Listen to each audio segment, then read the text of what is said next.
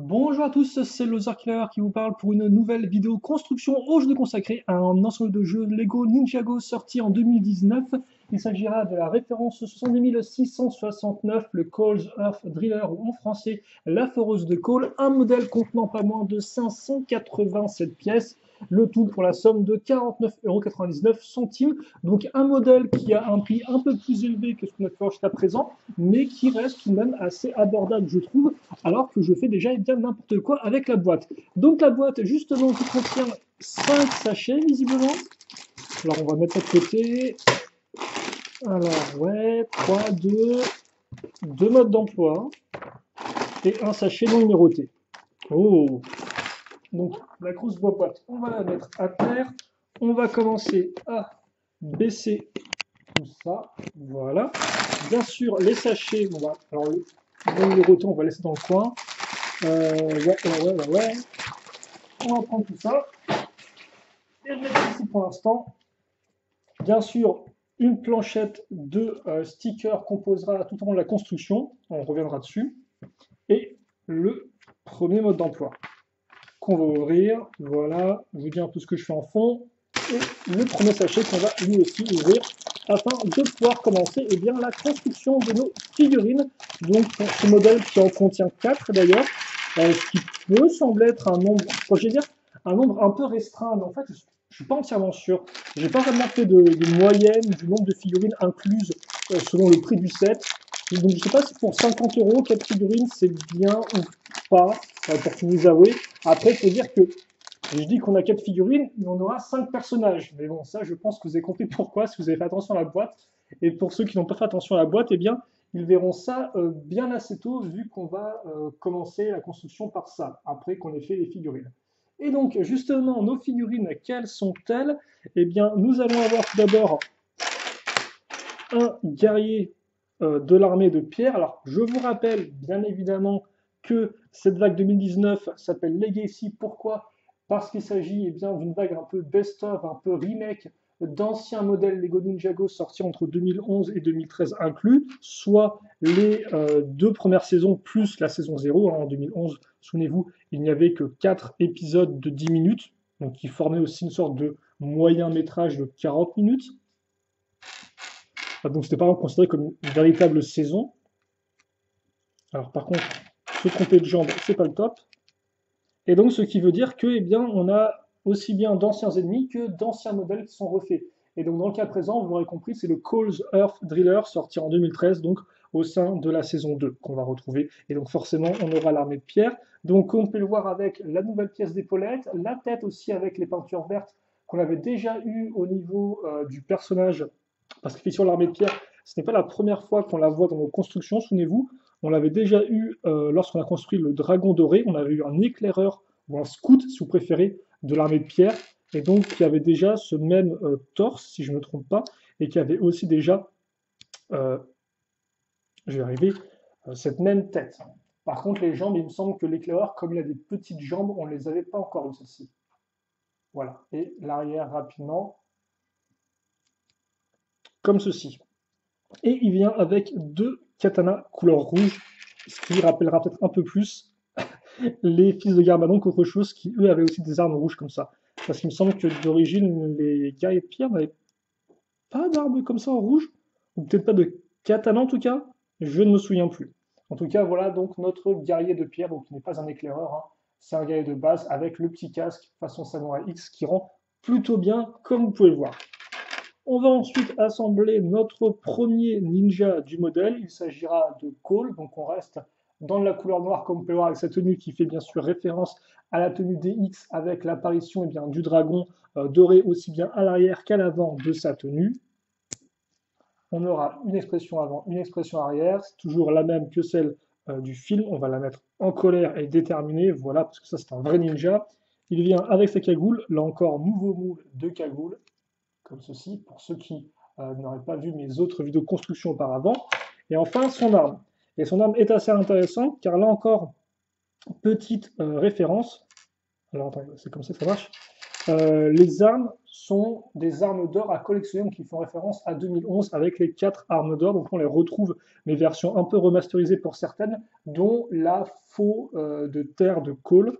Alors je sais pas si ça s'appelle faux de terre ou juste faux d'or. En tout cas, comme vous pouvez le voir, elle a hérité maintenant bien d'un manche dragon. Tout comme c'était le cas avec les nunchaku de Jai.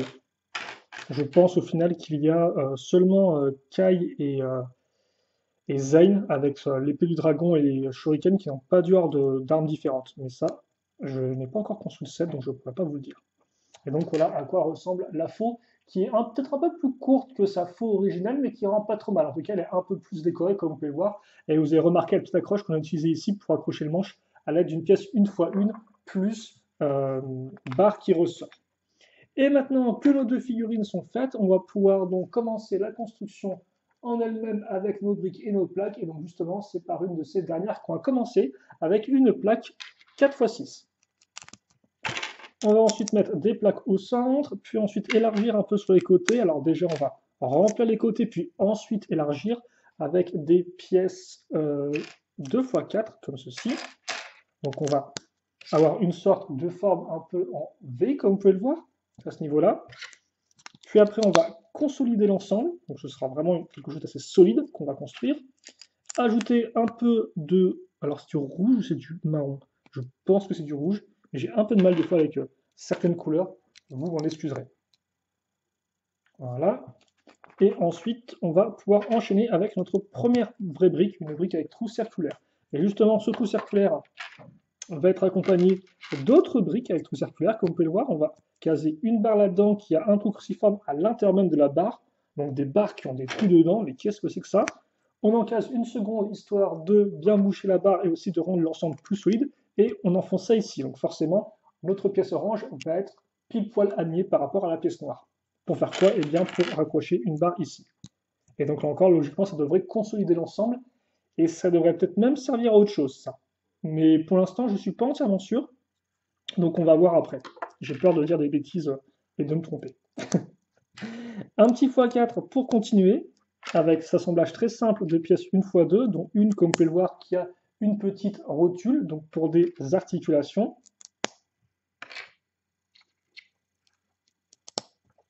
Et donc en fait, si je pense que je peux quand même le dire maintenant, hein, pour ceux, on va peut-être pas non plus faire durer le suspense trop longtemps, que ce qu'on est en train de construire, eh bien, c'est un guerrier de pierre, ou c'est même le guerrier de pierre géant, qu'on voyait peut-être même dès le premier épisode de la...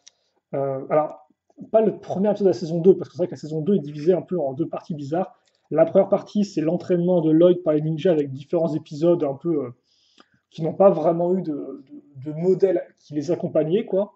Par exemple, la grande course, tout ça, etc., etc. L'attaque des pirates aussi, avec le Capitaine Soto, qu'on retrouvera quand même, lui, par contre, effectivement, dans le set de la prison du Cryptarium en 2016. Mais c'est vrai qu'effectivement, c'était la seconde partie de la saison qui vraiment se focalisait sur l'armée de pierre avec l'île des ténèbres, etc., etc., etc.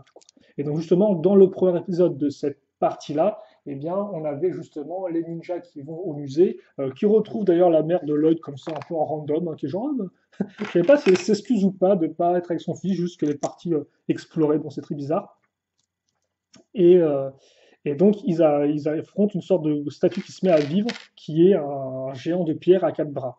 Enfin, un guerrier de pierre géant à quatre bras, pas un géant de pierre, c'est différent. Et donc, justement, eh bien, c'est lui qu'on va construire aujourd'hui. Et donc, ça veut dire qu'on va construire une sorte de figurine en briques. Voilà. Et donc, justement, cette pièce-là, par exemple, je me demandais si c'était pas la pièce qui allait peut-être servir à faire tourner le bassin du reste du corps, en fait. Grosso modo, que ses jambes puissent pivoter d'un côté et son corps de l'autre. Donc je pense que c'est ça. Idem, les accroches ici, c'est sûrement peut-être pour les bras, hein, vu qu'il a deux paires de bras. Et on va mettre ça ici. Et donc c'est une première pour Ninjago, ce type de grosse figurine, bien qu'il y en ait assez peu généralement dans les thèmes Lego. Hein. Je crois que la première qu'on a eue dans le genre, c'était Ant-Man dans un set Lego Marvel, justement, avec la bataille de l'aéroport, où justement Ant-Man, qui a le pouvoir bien, de s'agrandir ou de se rapetissir, avait une version figurine et aussi une version beaucoup plus grande, et aussi une version mini d'ailleurs. Je ne sais pas si les trois étaient fournis ou pas dans le set. Puis après, on a retrouvé un bonhomme fait en briques, à nouveau dans un thème super-héros, mais c'était super-héros DC Comics, cette fois-ci, et pas Marvel, dans un set de Wonder Woman. Et je crois que c'est tout, à moins qu'il y en ait eu un troisième entre-temps, mais je vois mal où ils auraient pu en faire un, vu que Nexonites n'a pas ce type de grosse figurine à construire, alors c'est un thème d'action, donc il se prête plus à ce type de personnage. Et après, ouais, à part les super-héros, j'en vois pas trop d'autres. Donc je pense que lui, c'est la troisième, enfin, elle, c'est la troisième figurine un peu comme ça à construire en briques. Donc on va vraiment, eh bien, refaire comme une figurine, mais avec des briques. Donc on aura les mêmes formes, etc., même si pour l'instant c'est un peu compliqué de les voir, vu qu'on met surtout en avant la forme du corps avec nos différentes pièces en biais. Et donc c'est cool de... Alors par contre, c'est vrai que je ne me souviens plus du tout si le personnage dans le set Wonder Woman avait déjà 4 bras ou pas. Car ça se trouve, le côté d'un personnage taille figurine à 4 bras, il est, bah, entre guillemets, exclusif à Ninjago. C'est la première fois qu'ils font ça. Ça, je ne pourrais pas vous dire du tout. Je ne m'en souviens plus. Alors ça, sur l'accroche pour la tête, peut-être. Ouais, non. Je pense que ça, c'est la tête qui va pivoter. Et ça va être l'accroche pour les jambes, je pense. Parce que ça, c'est plus une partie d'entrejambe qu'une partie de tête. Donc je pense que je me suis trompé encore par rapport à ce que je disais. Comme quoi, voilà. J'avais peur de parler trop tôt, puis je me suis dit, ah, c'est long quand même, je vais pas faire garder le suspense plus longtemps. Je vais lire ce qu'on construit, comme ça je pourrais dire que ça, je pense que c'est l'articulation pour les jambes. Et non, et de toute façon, c'est effectivement un peu stupide comme raisonnement que j'ai eu, parce que les figurines Lego n'ont pas de bassin qui tourne. Donc pourquoi une figurine Lego grandeur, enfin, grosse taille, aurait le bassin qui pivote? Si vous voulez des bassins qui pivotent, il faut plus aller voir du côté de chez Megablox, hein, qui font des figurines des petites figurines ultra articulées, mais pas chez Lego en fait. Parce que les jambes, elles restent bien droites. Donc effectivement, ça me semble logique qu'on les accroche pour les jambes et que voilà, au-dessus, vous avez la tête qui puisse pivoter d'un côté ou de l'autre.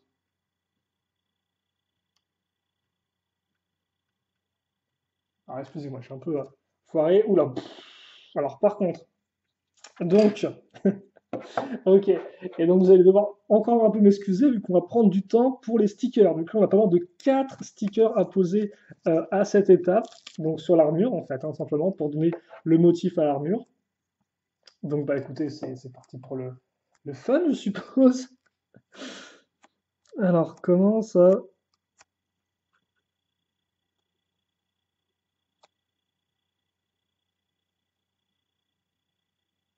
fonctionne? Alors bien sûr, là encore, l'idée c'est de vraiment centrer tout ça. Ça va. Alors bon, si vous avez une partie qui est un peu plus haute en dessous qu'en dessous, c'est pas non plus un gros problème. L'important c'est que ce soit dans le bon sens. Donc là, c'est dans le bon sens avec le logo au centre, comme vous pouvez le voir.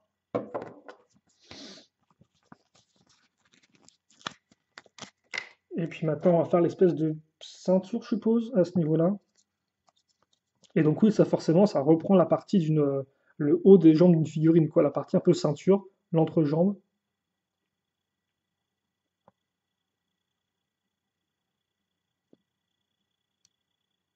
comme ceci. Et d'ailleurs, tout comme une figurine, la partie qui est entre les jambes hein, n'aura pas le droit à l'imprimer. Quoique ça compte n'importe quoi, vu que certaines, enfin, qui est en dessous en fait, parce que là, forcément, ça c'est aussi entre les jambes. On met ça ici, et après, il ne faut pas se tromper de sens, il y a un 7 et un 9, donc sur les côtés de l'armure. On va aussi faire attention de bien aligner les stickers les uns par rapport aux autres, vu qu'on parle d'une sorte de ceinture fait avec un tissu. Donc on peut prendre ça comme repère pour aligner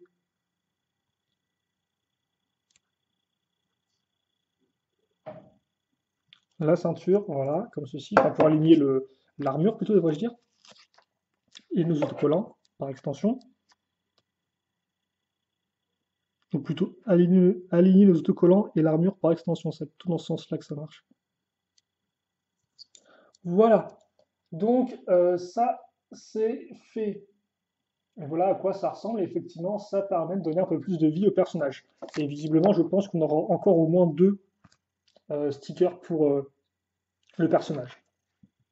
À l'arrière, maintenant, on va mettre cette pièce-là, comme ceci. Voilà, donc pour faire peut-être le dos. Donc c'est vrai que par contre, contrairement aux figurines de base, hein, il y a un peu plus de relief, comme vous pouvez le voir, à ce niveau-là. Mais après, tu me diras, c'est vrai que forcément, sur les figurines de base, le relief, il est créé à partir des imprimés. C'est-à-dire qu'effectivement, l'armure qui est en plusieurs un peu couches, il se voit sur l'imprimé, et là, vous l'avez vraiment en relief. Vous pouvez d'ailleurs bien le voir, hein, comme ceci. Maintenant que c'est fait, on va passer à une sous-construction. Donc on va commencer cette sous-construction avec une 2x4.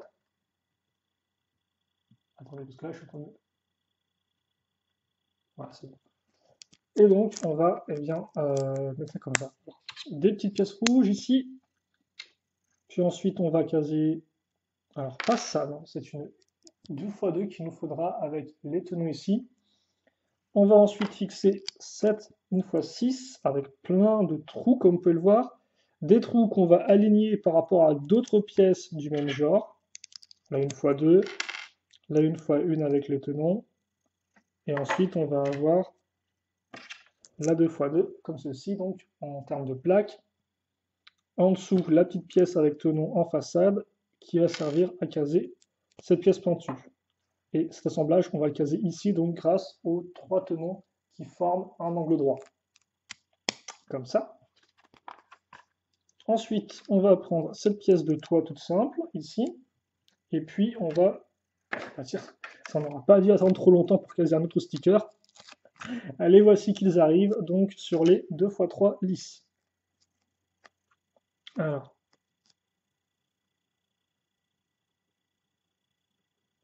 Avec le reflet de la lumière, des fois, c'est un peu compliqué de voir si je suis vraiment bien centré, mais ça devrait faire l'affaire. Et voilà donc pour cette partie-là. On l'accroche ici, puis ensuite, on va fixer 2 pièces 1x3.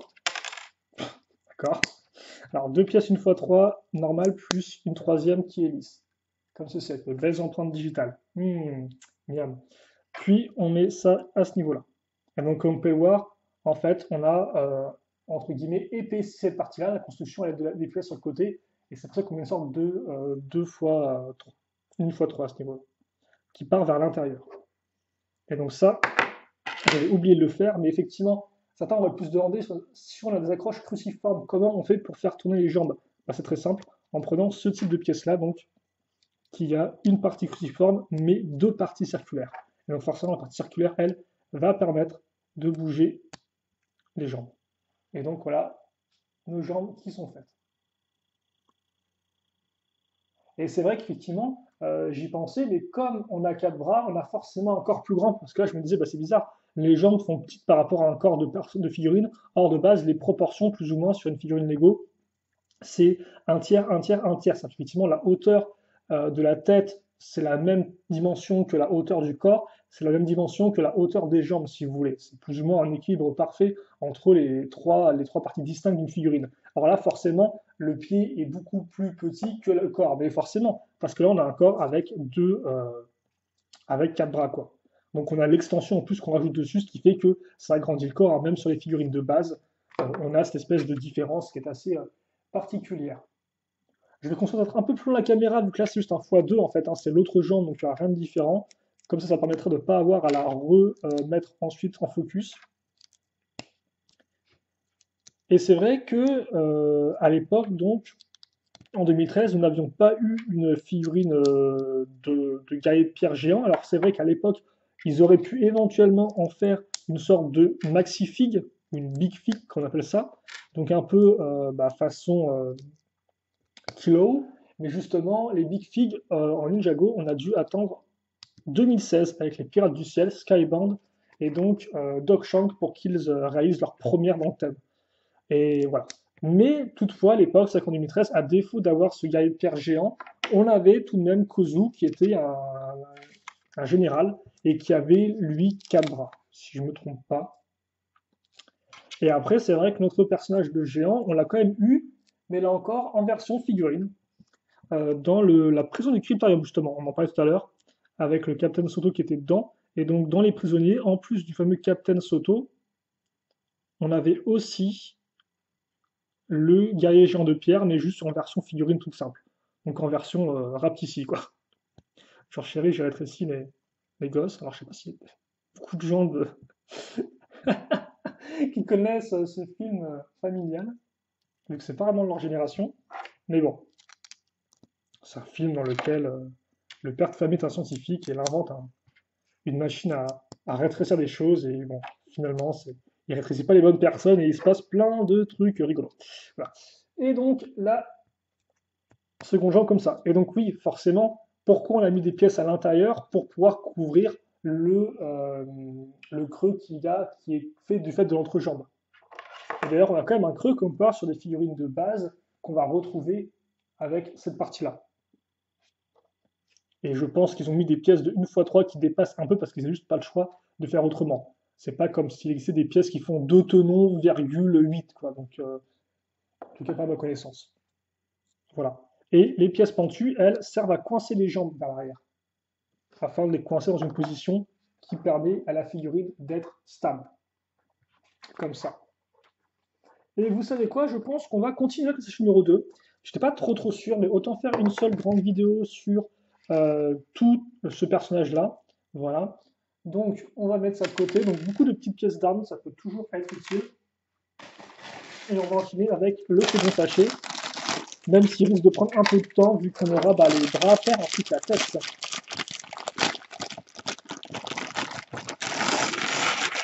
Et qu'avant ça, on aura aussi de toute façon une figurine à construire. Mais bon, on va y aller, ça prend une grosse vidéo, je prends le pari de faire ça. Oula, et puis c'est tout. Alors. Aussi, vous avez noté, comme c'est un set un peu coûteux, vous avez un enleveur de pièces, un débriqueur, comme on l'appelle dans le jargon, qui est fourni avec votre modèle, forcément. Voilà. Et donc, avant de continuer, pose figurine avec un second guerrier de pierre, alors qui sera un poil différent, alors pas en termes d'imprimé, comme vous pouvez le voir, vu que c'est strictement la même chose à première vue, et aussi même à seconde vue. Idem au niveau de l'épaulette qui est la même, d'ailleurs que je trouve vraiment bien, très passe-partout, très efficace et facilement réutilisable, mais ça j'ai déjà dû le dire. Et par contre, la couleur de son maquillage, entre guillemets, de ses marques sera différente, son maquillage. Mais j'ai l'impression que c'est par contre, ouais, c'est juste la couleur qui change, c'est pas la forme. Là encore, après, honnêtement, je ne me souviens plus du tout des formes de l'époque sur les guerriers de pierre 2013. Il y a moyen qu'elles soient différentes selon les couleurs. Là encore, je vous rappelle que les guerriers de pierre sont déjà réapparus en 2016 lors de la vague du jour des âmes disparues.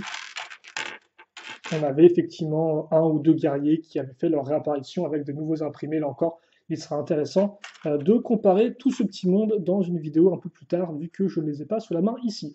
Et aussi, ce que je n'ai pas sous la main, c'est cette arbalète. Donc en effet, l'arme est différente, tout comme le couvre-chef quand on parle du personnage.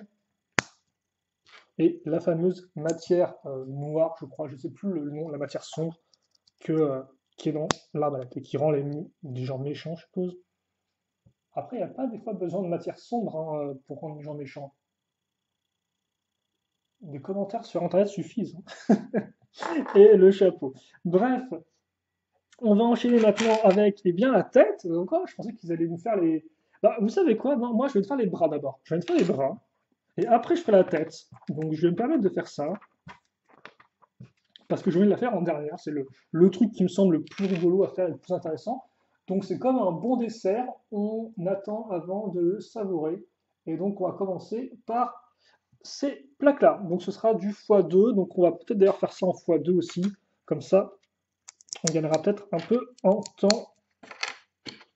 Et on aura un peu moins ce côté répétition. Un peu moins, on l'aura quand même, bien évidemment.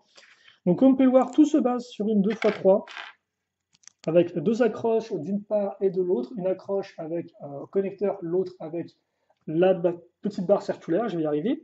Puis ensuite, on va prendre ces pièces de voiture qui vont très bien faire l'affaire, faire des sortes de pièces d'armure recourbées qui en fait, correspondent très bien au personnage et à ce qu'on veut reproduire. Attention à ne pas vous tromper de sens quand vous les mettez par rapport aux accroches. Et justement, en parlant d'accroche, on va continuer celle-ci avec ça. Donc, très utile comme pièce. Ça, cette pièce-là, c'est une des pièces récentes Lego Technique qui est sortie ces 5 dernières années, qui est vraiment super utile quand vous faites des créations avec du Lego Technique. Et au bout, on met cette autre pièce technique qui va en fait bien faire l'office d'une main. Ça reprend un peu la forme comme ça des mains de figurines Lego. On fait ça une seconde fois, et mine de rien, eh bien, on aura déjà fini nos petits bras. Comme quoi, c'était plutôt rapide. Et donc, ce sont les bras qu'on aura en bas. Ça, Je ne sais pas si les autres vont beaucoup changer. Alors par contre, forcément, comme vous pouvez le voir, il aura toujours des bras comme ça, parce que ça coince à ce niveau, hein. Si je dis pas de bêtises, si j'ai pas fait d'erreur, ouais, non, ça coince bien ici.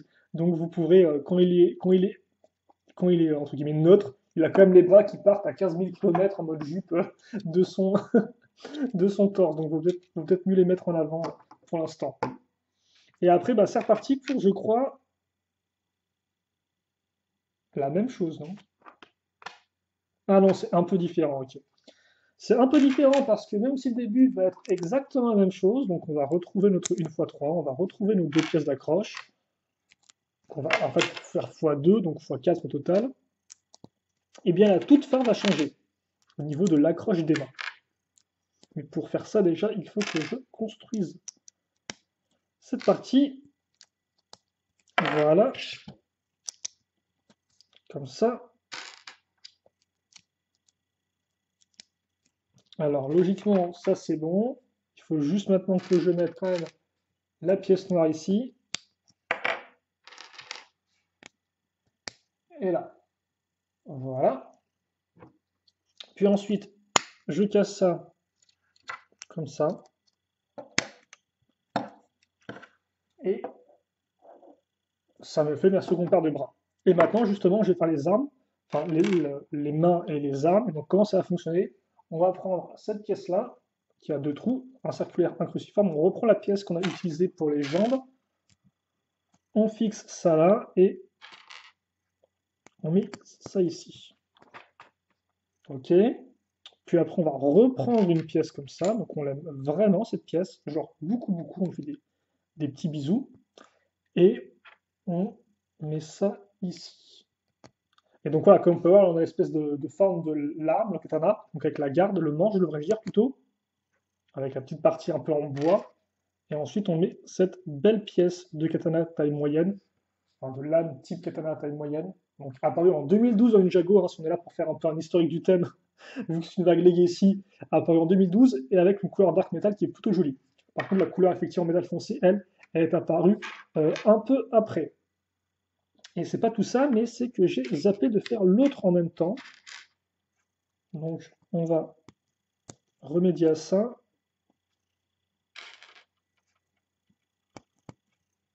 Voilà.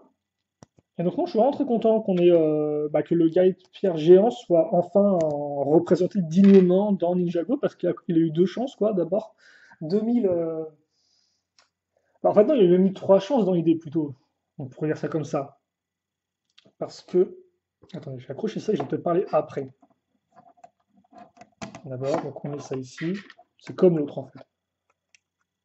La seule différence, c'est que grosso modo, l'idée c'est que le katana, il est directement relié à la main, qui est relié à l'accroche. Donc on ne pouvait pas simplement faire comme ça et ensuite accrocher le katana. Excusez-moi. Et ensuite accrocher le katana sur les éléments ici. Non, là c'est une sorte de gros bloc. Alors après, comme on peut voir, comme c'est ça, ça c'est sur pivot en fait. Donc comme une main de figurine, vous pouvez pivoter forcément pour aller proprement. Enfin pour mettre la main dans la direction que vous voulez. Il faut que je retrouve mes mots moi. Et donc idem pour ça, hein, on peut mettre les lames ici. Et c'est vraiment cool ça, c'est vraiment très cool. Parce que, comme je disais justement, c'est un personnage qui a eu auparavant euh, plusieurs chances d'être fait. En 2013, finalement, ce n'était pas le cas. Après, les guerriers de pierre sont revenus, donc éventuellement, on aurait pu penser que.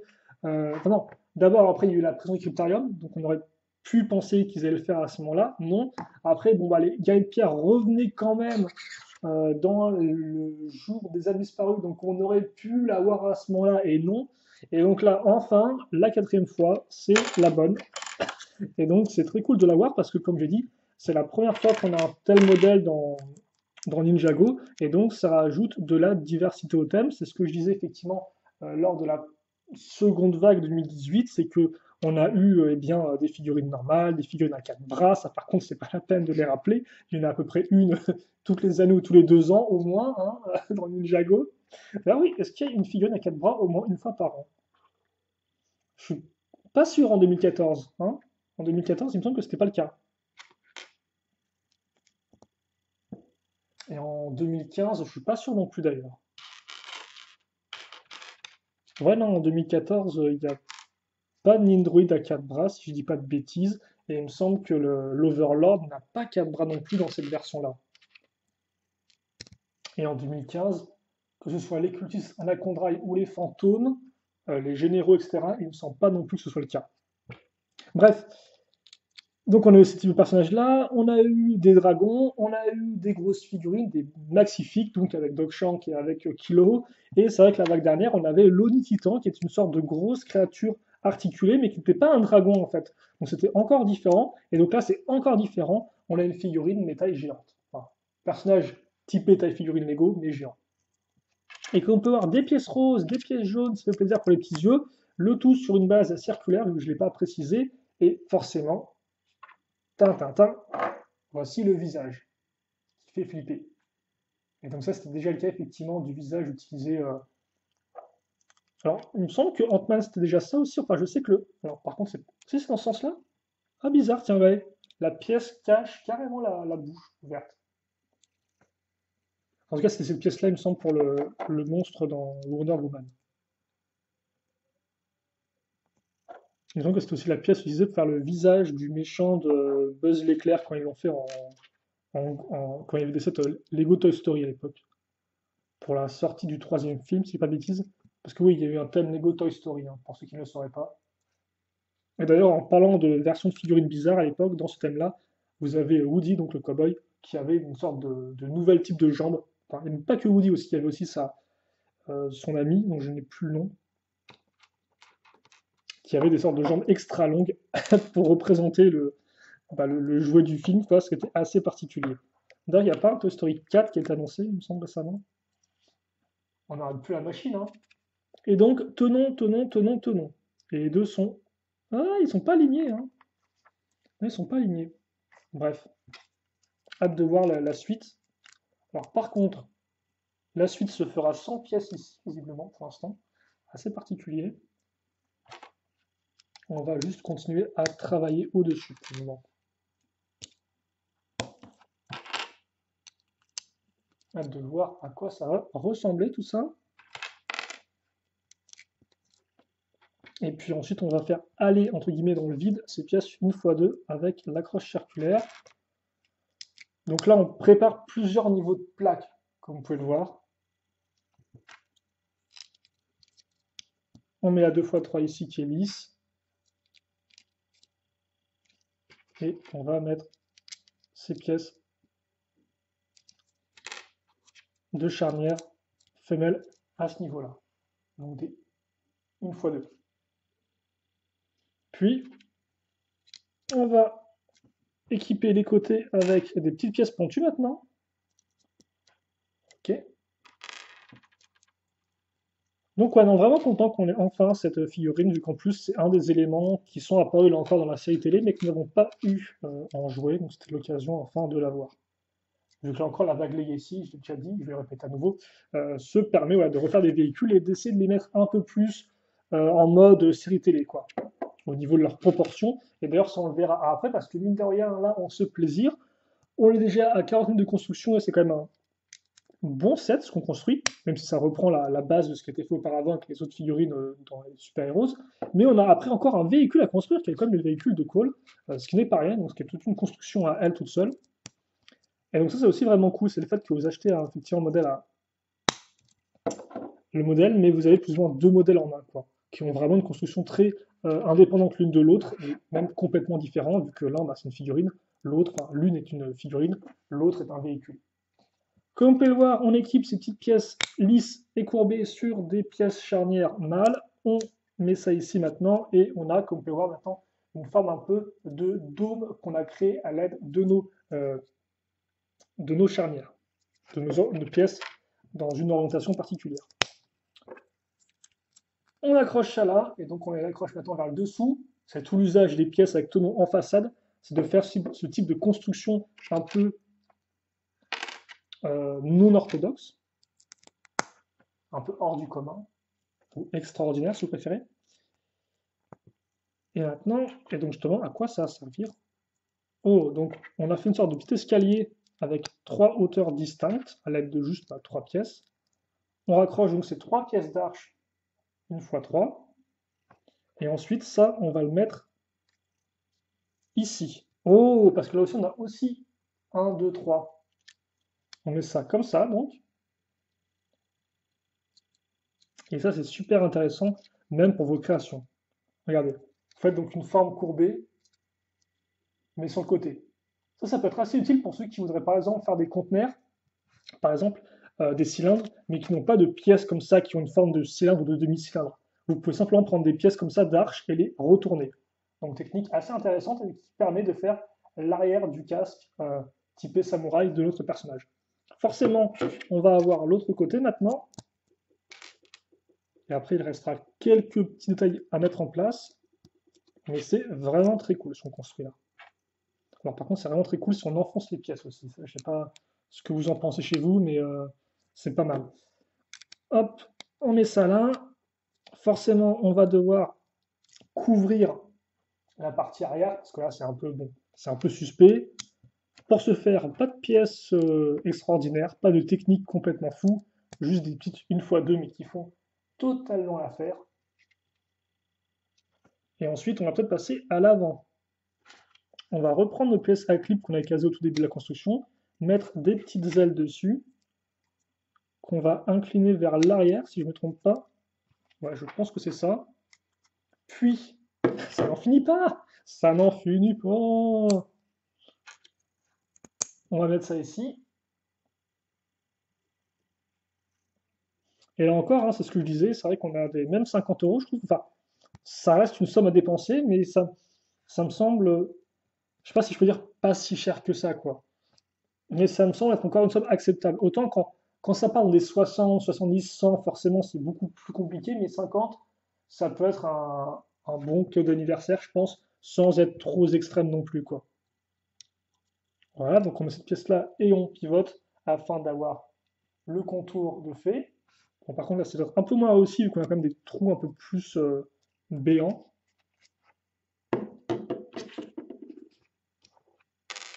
On va faire la même chose en dessous, mais avec des petites nuances au niveau des pièces utilisées.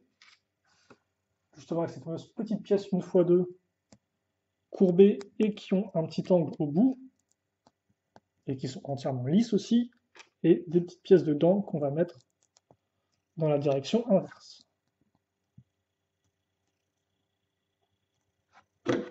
Et bien en général, voilà, cette vague, c'est vrai que je sais pas pourquoi, mais cette vague, je la trouve qu'elle est moins chère que les vagues d'habitude.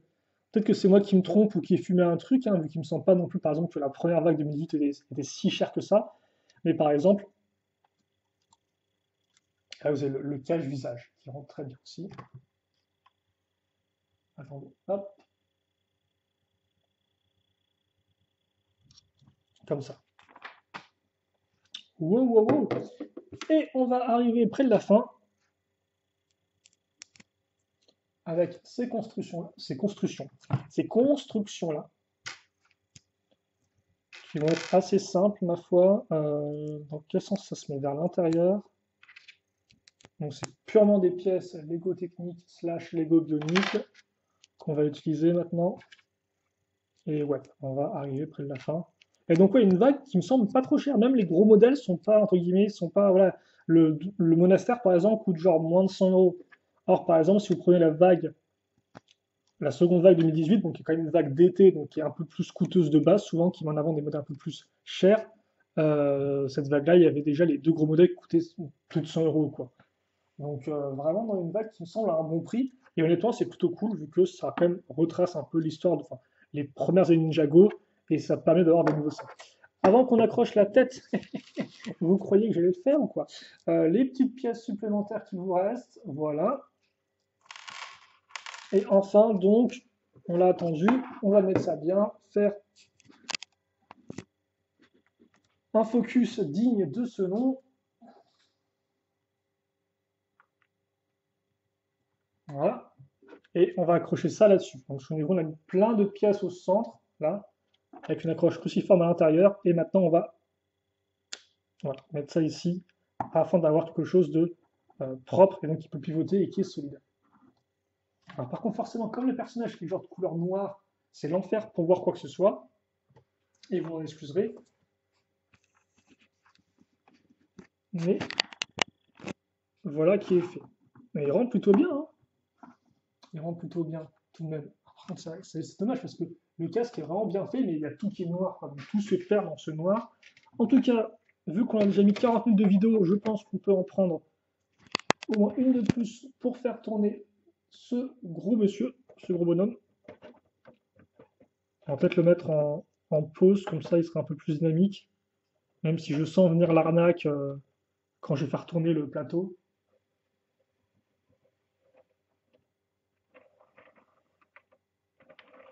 Et donc c'est vraiment cool, quoi.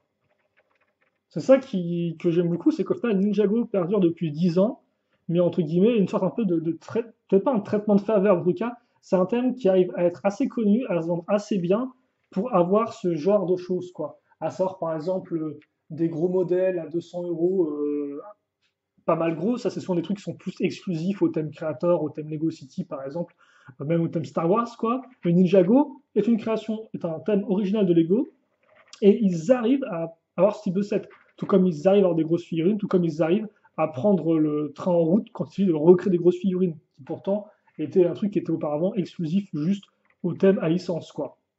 Donc c'est vraiment très cool de voir que le thème peut se permettre tout ça, et donc tout ça fait qu'on a un thème qui est vraiment diversifié, quoi. Et que je ne sais pas quand le thème se terminera, sûrement quand il rapportera plus trop d'argent à Lego, donc je pense que forcément, là on va bientôt atteindre les 10 ans. Je doute qu'il dure 10 ans de plus, hein, même si on ne sait pas. Mais c'est vrai que les gens qui regarderont par la suite l'inventaire des modèles Ninjago se rendront compte que c'était quand même un thème relativement diversifié et varié. Euh, je vais peut-être l'enlever de là, lui, pour la photo finale. Et on va mettre justement les autres personnages qu'on a construits avec.